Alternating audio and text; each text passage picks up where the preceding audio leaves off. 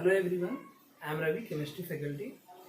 आज हम लोग मूल कंसेप्ट को कंटिन्यू करेंगे। मैंने रेफरेंस के लिए लेक्चर 4 लिख दिया है, डेट लिख दिया है कि लास्ट का 3 क्लास में जो थोड़ा स्मॉल वीडियो था उसी को और आगे कंटिन्यू करेंगे हम लोग। ठीक है, सपोज एक क्वेश्चन से स्टार्ट करते हैं। लेट से मैंने पूछा total number of electrons in, मैंने बोल दिया लेट से 150 मिलीग्राम CaCO3। ये अब पॉज कर दीजिए, बनाइए, फिर मिलाइए आप। क्लियर? अब वापस से प्ले कर लो आप। Total number of electrons in 150 milligram calcium carbonate. Okay, तो 150 मिलीग्राम का मतलब क्या हो गया? इतना ग्राम। हमको पूरे कैल्शियम कार्बोनेट का 150 मिलीग्राम में नंबर ऑफ इलेक्ट्रॉन्स निकालना है। तो हमने क्या किया, ये हो गया ग्राम, 100 से डिवाइड कर दिए, हम क्या पहुंच गए? मोल पे। अब एक मोल में 6 × 10 पे पावर 23 क्या है? मॉलिक्यूल्स है। ये हम मॉलिक्यूल्स तक पहुंच गए। अब एक मॉलिक्यूल्स में CaCO3 का देखो, कैल्शियम का 20 इलेक्ट्रॉन है, 20 प्रोटॉन 20 इलेक्ट्रॉन। कार्बन का atomic number 6 proton 6 electron, plus oxygen का एटॉमिक नंबर 8 इलेक्ट्रॉन 8 प्रोटॉन। 8 × 3 कितना हो गया? 14 इलेक्ट्रॉन 24। 24 से 30 20 50, राइट? इंटू क्या करेंगे? 50। 150 इंटू इतना ग्राम बटा ये 100 की मॉलिक्यूलर वेट है, ये 100 ग्राम पर मोल। ये मोल निकला, ये मॉलिक्यूल्स निकला, इंटू 50 की नंबर ऑफ इलेक्ट्रॉन्स निकला। यहाँ से कितना आ जाएगा? जो भी है, ये खत्म, ये खत्म, ये खत्म, ये खत्म। कितना बच गया? 6 × 5 30 × 15 450 इंटू 10 पे पावर 23 - 3 20। अब सर्टिफिकेट परसेंट लिखना है, क्या लिखोगे? 4.5 इंटू 10 पे पावर 22। ओके, सपोज मैं नेक्स्ट क्वेश्चन दूं, calculate total number of atoms and ions in 100 ml H2SO4 solution of a specific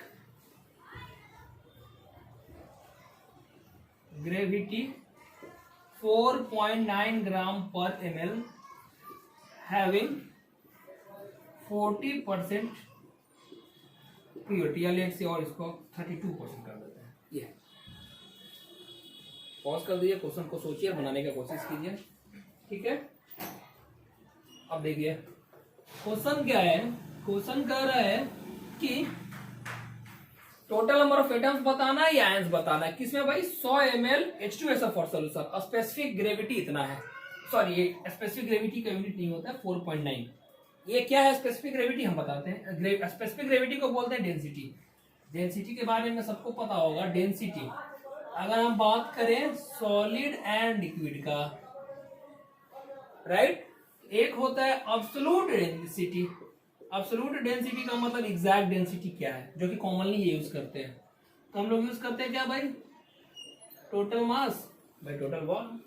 clear? Next होता है, इसको बोलते हैं रिलेटिव डेंसिटी, या इसी को बोलते हैं specific gravity.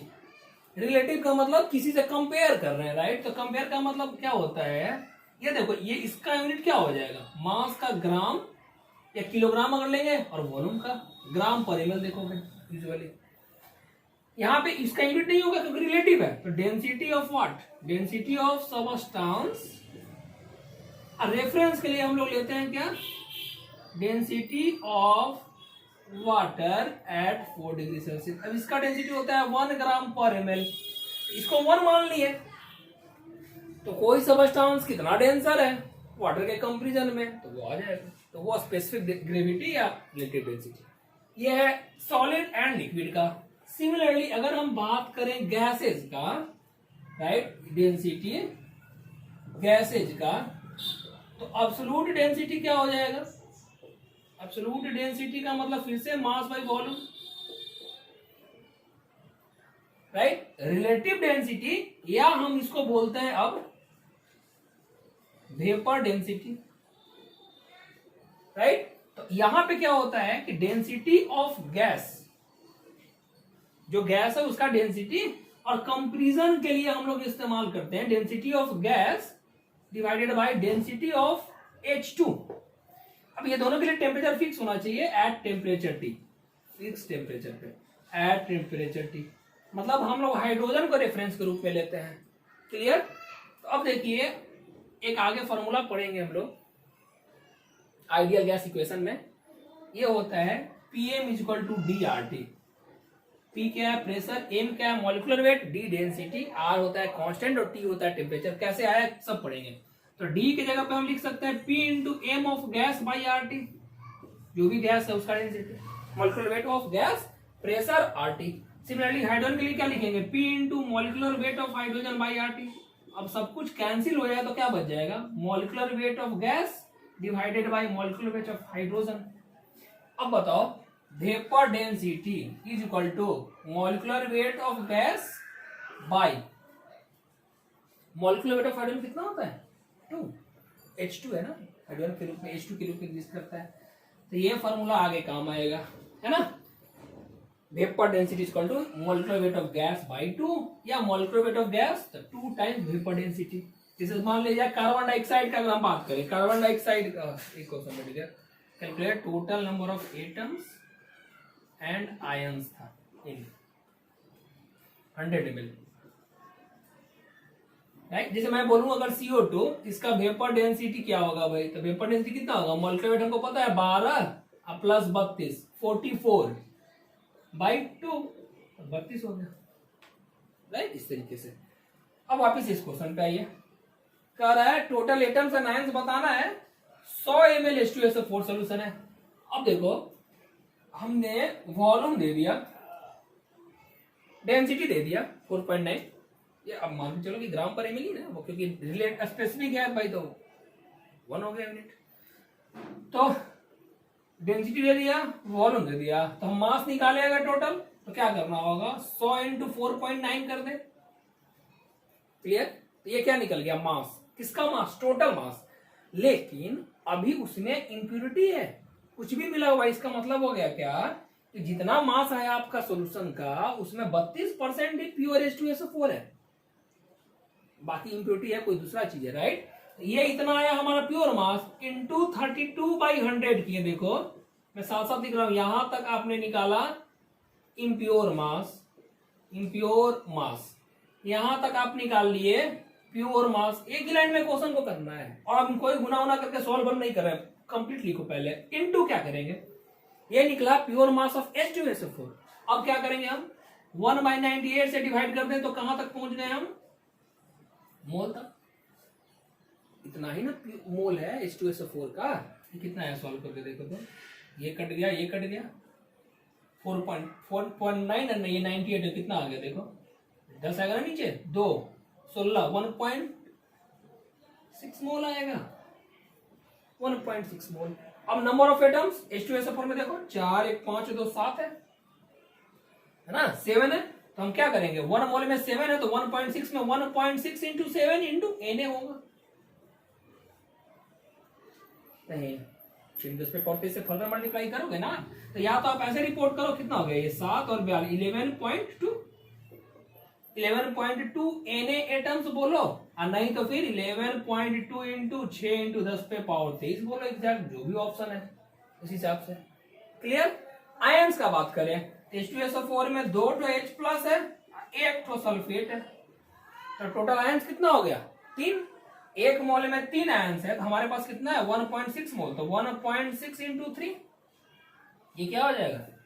Na ions 4.8 Na, नहीं तो फिर 4.8 इंटू 6 इंटू 10 पे पावर 23 करो आयंस, बात बराबर है। आई थिंक दोनों क्वेश्चन इजी था, राइट। अभी पेशेंस रखना होगा आपको, अभी बहुत सारा चीज अभी ओपन होना बाकी है, बिल्कुल बेसिक बेसिक चीजें हम स्टार्ट कर रहे हैं, बता रहे हैं, ताकि आपका इंटरेस्ट डेवलप हो, है ना। कोई प्रॉब्लम ऐसा नहीं है कि बहुत टफ होता है, कोई बहुत आसान होता है, ऐसा कुछ नहीं है। डिपेंड करता है आप कैसे अप्रोच करते हो, कैसा आपको पढ़ाई मिल रहा है, राइट। नेक्स्ट हम लोग आते हैं इंपीरिकल एंड, सबने सुना होगा इंपीरिकल एंड मॉलिक्यूलर फॉर्मूला, या अगर नहीं सुना है इंपीरिकल तो मॉलिक्यूलर तो सब जरूर जान रहे हैं क्या है। मॉलिक्यूलर फॉर्मूला का मतलब क्या हो गया? जैसे अगर हम बात करें इथेन, इथेन का फॉर्मूला क्या होता है? 10th में पढ़े होंगे, C2H6, मीथेन CH4। अच्छा एक चीज और कि अगर मैं लिखूं CH4, तो ये क्या बता रहा है, क्या सिग्निफाई कर रहा है मोल के हिसाब से? CH4 क्या बता रहा है? हमने लास्ट क्लास में लेक्चर 3 में देखा भी था। CH4 का मतलब क्या हो गया कि 1 मोल कार्बन एटम है और 4 मोल, 1 मोल बोलते थे या 1 Na लिख सकते थे। अब 4 मोल क्या है, या 4 Na हाइड्रोजन एटम है। और टोटल कितना है, 4 और 1 5 Na एटम्स। ये सब देख चुके हैं, ये पहला चीज। दूसरा चीज, इसका अगर मॉलिक्यूलर वेट अगर हम जोड़े कितना हो गया टोटल, 16 ग्राम। मैं पूछूं कि इसमें कार्बन का कितना कंट्रीब्यूशन है या हाइड्रोजन का कितना कंट्रीब्यूशन है, तो परसेंटेज ऑफ कार्बन अगर हम बात करें कितना हो जाएगा बताइए? 12 ग्राम ये कंट्रीब्यूट कर रहा है, 4 ग्राम ये कंट्रीब्यूट कर रहा है, तो परसेंटेज ऑफ कार्बन कितना हो जाएगा? 12/16 इंटू सब। जैसे अगर हम डेली पानी पीते हो H2O, मैं बोलूं ऑक्सीजन का क्या परसेंटेज है बाय मास, क्या बोलेंगे? देखो तो टोटल मास है 18, इसमें 16 ग्राम कंट्रीब्यूशन ऑक्सीजन का, तो 16/18 इंटू 100% यही ना बोलोगे ऑक्सीजन है। अब बाकी हाइड्रोजन कितना है, या तो 100 में माइनस कर लो, या बोलोगे क्या कि 2/18 इंटू 100। ये बेसिक चीजें क्लियर होनी चाहिए कि कोई भी चीज फॉर्मूला लिखा हुआ है तो हमें वो बताता है मोल की कौन कितना मोल है। बोल सकते हो एटम, तो एटम में मैंने पहले ही बताया था कि मोल वर्ड छुपा हुआ है, 1 एटम नहीं, वो 1 मोल एटम्स होता है। क्लियर? तो मॉलिक्यूलर फॉर्मूला क्या होता है, विच represents exact number of atoms of each type, मतलब एग्जैक्ट फॉर्मूला जिसके थ्रू हम चेक कर रहे हैं, एग्जैक्ट फॉर्मूला रिप्रेजेंटिंग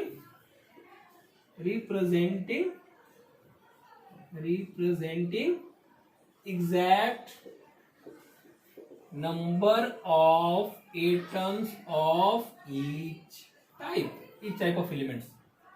जैसे अगर हम बात करें इथेन का, इथेन हुआ C2H6, इसका स्ट्रक्चर कैसा होगा, क्या होगा, सब आगे पढ़ेंगे देखेंगे। C2H6 मतलब 2 मोल कार्बन एटम है, 6 मोल हाइड्रोजन एटम है। अगर हम टोटल इसका मास बात करें, मॉलिक्यूलर मास, मॉलिक्यूलर वेट कितना होगा, 12 × 2 24 और प्लस 6 30, राइट। अब देखिए ये क्या बता रहा है कि 2 कार्बन है तो 6 हाइड्रोजन है, तुम एटम ही बोलो ना या मोल एटम बोलो, कोई दिक्कत नहीं, राइट।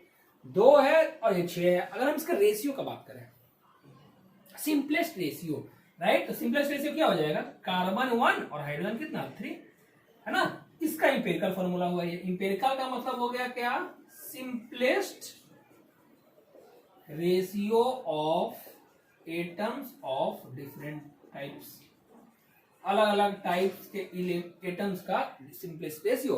तो empirical formula of ethane is CH3, right. आपने 2 से डिवाइड किया है ना।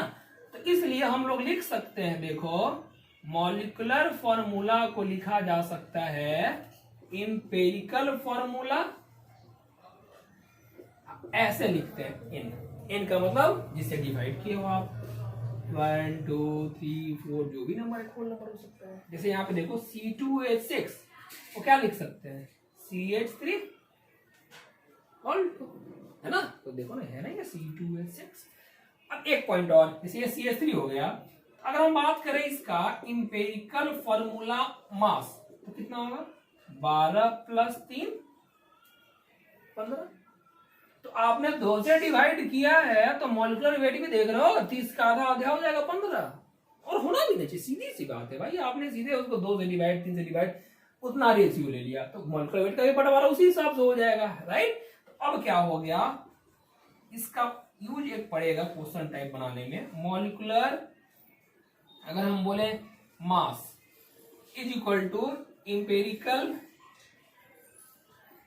Formula mass into n। जैसे यहाँ पे 30 है तो 30 इज इक्वल टू क्या लिख सकते हैं, 15 × 2। आई थिंक सबको समझ में आ गया होगा। नहीं तो जैसे सपोज एक और एग्जांपल ले ले, हाइड्रोजन पेरोक्साइड, सबने सुना होगा क्या होता है। अगर कान में अगर कुछ प्रॉब्लम है ना, तो देखोगे दवा की दुकान में जो मिलता है उसको बोलते हैं हाइड्रोजन पेरोक्साइड H2O2। तो ये इसका मॉलिक्यूलर फॉर्मूला है, राइट। इसका मॉलिक्यूलर फॉर्मूला मास का अगर हम बात करें तो कितना होगा, ऑक्सीजन 16 × 32 और 2 34। इसका इंपेरिकल फॉर्मूला जो होगा क्या होगा, HO, राइट। अब देखो आप लिख सकते हो ना इसको, molecular formula is equal to, हमने क्या बोला, इंपेरिकल फॉर्मूला इनटू एन, तो हम लिख सकते हैं H2O2 is equal to OH का होल ट्वाइस। सिमिलरली इसका मास अगर देखो, OH का मास क्या हो जाएगा 17, इसका मास है 34, तो 34 is equal to molecular formula mass is equal to empirical formula mass into n. 34 is equal to 17 into 2 आ रहा है कि नहीं आ रहा है, आ रहा है, राइट। तो इसका यूज क्या पड़ेगा क्वेश्चन में, ये बेसिक अंडरस्टैंडिंग के लिए है इस टाइप का चीज। अब देखो मान लिया जाए मैं क्वेश्चन से स्टार्ट करूं, मैं पूछूं a compound contains 25% hydrogen and rest carbon, it's empirical formula. Pause करिए, तुरंत बनाइए। चलो अब मैं बता रहा हूं, बना लिया होगा आप लोगों ने, फिर से प्ले करो। मेरा वही फंडा है, क्वेश्चन जहां भी दिखे आप देख लो, पॉज कर दो, बनाओ वहीं पे आप, फिर मिलाओ आप, राइट। तो देखिए क्वेश्चन कह रहा है कि एक कंपाउंड है जिसमें कार्बन और हाइड्रोजन, ये सिर्फ 25% हाइड्रोजन है और बाकी सब कार्बन है। तो फॉर्मूला बताना, इंपेरिकल फॉर्मूला क्या होगा। देखो ये कार्बन है और ये हाइड्रोजन है ना। यहाँ पे परसेंटेज दिया हुआ है कंपोजिशन, कार्बन का कितना हो जाएगा 75, ये हो जाएगा 25, दिया हुआ है 25%, 25% ये। तुम इसको मान लो कि 100 ग्राम है टोटल मास। टोटल मास अगर 100 ग्राम है तो 75 ग्राम कार्बन है। टोटल मास यहाँ लिखें, इफ टोटल मास इज 100, इसका मतलब क्या होगा, if total mass is 100, then mass of carbon is 75 gram and hydrogen is 25 ग्राम। ऐसा अभी पहला क्वेश्चन है, बहुत बेसिक ही है, इसलिए भी लिख रहे हैं। देखिए होता क्या है, कुछ बच्चा बहुत ही जल्दी ग्रास्प करता है, कुछ को टाइम लगता है। मुझे आप उस साइड में कौन हो, इसलिए हम मुझे सब कुछ मिला के चलना है, राइट। तो मतलब स्पीड बहुत ज्यादा भी नहीं होना चाहिए, बहुत स्लो भी नहीं होना चाहिए, एकदम धीरे धीरे पढ़ा रहे तो एक तरह से डाटा भी जाएगा, टाइम जाएगा, सब कुछ जाएगा, है कि नहीं। बट कुछ छूटना भी नहीं चाहिए, कोई भी पॉइंट नहीं छूटना चाहिए। टोटल मास अगर 100 ग्राम है, हम बोल सकते हैं ना ऐसा 100, और हमें तो 100 मान के बनाओ ज्यादा अच्छा है। 100 ग्राम माने तो 75 ये है, 25 ये है। अब लेट से 75 ग्राम कार्बन में कितना मोल, क्योंकि हमको फॉर्मूला में तो मोल ही ना होता है, H2O में क्या होता है, 2 हाइड्रोजन मोल एक ऑक्सीजन। तो यहां पे हमारा मोल का हम रेशियो निकाले, इसको बोल सकते हैं मोलर रेशियो। तो 75 ग्राम है, तो 75 ग्राम कार्बन में कितना मोल होगा कार्बन का, निकालेंगे ना बेसिक का। चूंकि क्या से 75 को डिवाइड करोगे 12 से, तो कितना आ जाएगा 6.7230, 6.25। सिमिलरली 25 ग्राम हाइड्रोजन में कितना हाइड्रोजन होगा, 25/1, 25। तो ये क्या पता चला कि कार्बन है 6.25 मोल, तो ये कितना है 25। You can write see sir 6.25 है, तो हाइड्रोजन है क्या 25 है। अब ये तो हुआ थोड़ा सा बड़ा डाटा, सिंपलेस्ट रेशियो लेना है अगर हमको, तो सिंपलेस्ट रेशियो लेने हैं तो क्या करेंगे, तो इसको हम क्या करेंगे 1 बनाएंगे। 6.25 को हमने फिर से 6.25 से डिवाइड कर दिया, ये 1 हो गया। बोलो सर ऐसा क्यों कर रहे हैं, बेसिकली अगर लेट से कोई आदमी का वेट है 40 kg या कोई का 75 kg है, हम दोनों का रेशियो लेना चाहते हैं, तो भाई जो सबसे छोटा है उसको आप 1 बना दो, क्या करोगे। तो 40 को 40 से डिवाइड कर दिया 1 बनेगा। ये वाला कितना होगा भाई, तो 75/40 बोल सकते हो। तो यहाँ अभी तो 2 ही सिंपल क्वेश्चन है, और एक और ज्यादा होगा, इसलिए हम जो सबसे छोटा है उसको डिवाइड करके बना देते हैं 1। सिमिलरली दूसरा ये 25 आया, उसको 6.25 से डिवाइड कर दिए, कितना आ जाएगा 4। अब ये वाला जो भी देगा ये सिंपलेस्ट रेशियो है, तो ये वाला जो कॉलम है हमेशा देगा आपको इंपीरिकल फॉर्मूला। ये क्या हो जाएगा C1H4 CH4 इंपेरिकल फॉर्मूला है ये। क्लियर। इसी पे बेस एक और क्वेश्चन करते हैं। Suppose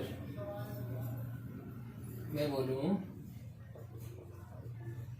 a hydrocarbon contains 20% hydrogen, its molecular weight is 30, then empirical and molecular formula is। Pause कर दीजिए, बनाइए।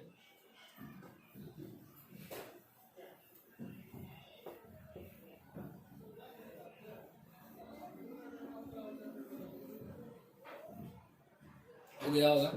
देखो, कार्बन है, हाइड्रोजन है। कार्बन कितना हो गया? हाइड्रोकार्बन बोलते हैं compounds containing hydrogen and carbon only. तो कार्बन है 80 और हाइड्रोजन कितना हो गया? 20। अब हम क्या करेंगे? 80 को डिवाइड करेंगे 12 से, ये कितना आ जाएगा? 72। 8 6.666। 20 को डिवाइड करेंगे 1 से, ये कितना आ जाएगा? 20। नहीं, अब ये कम है तो 6.66 को डिवाइड करेंगे 6.66 से, ये आ गया 1। यहाँ क्या आ जाएगा? 20 डिवाइडेड बाई 6.66, ये आ जाएगा 3। नहीं देखो, इसको लिखते हैं ना 20/3। 20 डिवाइडेड बाई 20/3। 20 खत्म, 3 बच गया। तो क्या निकल गया? C और C1 H कितना हो गया? ये हो गया 1 और ये हो गया 3। तो C1H3 ये क्या देगा? हमेशा हमने क्या बोला? ये देगा एम्पिरिकल फॉर्मूला। क्यों? क्योंकि सिंपल रेशियो खाली बता रहे हो आप, जरूरी नहीं है कि मोल का फॉर्मूला भी यही हो जाए। CH3 टाइप का कोई कंपाउंड कोई फॉर्मूला तो होता है, ये एम्पिरिकल फॉर्मूला बता रहा है CH3। अब देखो, ये इसका CH3 एम्पिरिकल फॉर्मूला आया, तो एम्पिरिकल फॉर्मूला मास कितना है? 12 और 3 15। और क्वेश्चन में दिया हुआ मॉलिक्यूलर वेट कितना है? 30। तो अगर हमारा मॉलिक्यूलर वेट 30 आया, एम्पिरिकल फॉर्मूला 15 है, तो दुगना का अंतर है ना, 2 का अंतर है। तो पहला चीज तो निकल गया, एम्पिरिकल फॉर्मूला 15। तो molecular formula mass is equal to empirical formula mass into N.